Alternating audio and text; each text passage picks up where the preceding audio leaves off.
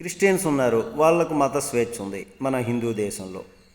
వాళ్ళు స్కూల్స్ నడుపుకోవచ్చు, కాలేజీలు నడుపుకోవచ్చు, వాళ్ళ తాలూకా ఆ విషయాలను, మత విషయాలను అందులో బోధించుకోవచ్చు. మరి ముస్లిమ్స్ ఉన్నారు, పూర్తి స్వేచ్ఛ స్వాతంత్ర్యాలు ఉన్నాయి, స్కూల్స్ నడుపుకుంటారు, కాలేజీలు నడుపుకుంటారు, వాళ్ళ తాలూకా మత విషయాలను అక్కడ బోధించుకుంటారు, వివాహం చేసుకుంటారు, విడాకులు తీసుకుంటారు. దీనికి సంబంధించి ప్రత్యేక న్యాయస్థానాలు ఉన్నాయి. ఆ విధంగా మత స్వేచ్ఛ ఉన్నాయి. మరి హిందువుల విషయంలో ఎందుకంత స్వేచ్ఛ లేదు? మరి స్కూల్స్ కాలేజీల్లో భగవద్గీత ఎందుకు బోధించకూడదు? రామాయణం ఎందుకు బోధించకూడదు? మహాభారతం ఎందుకు బోధించకూడదు? అలాగే భాగవతం ఎందుకు బోధించకూడదు?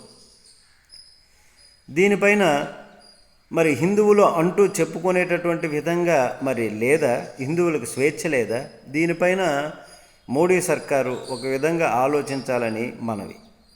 నమస్తే.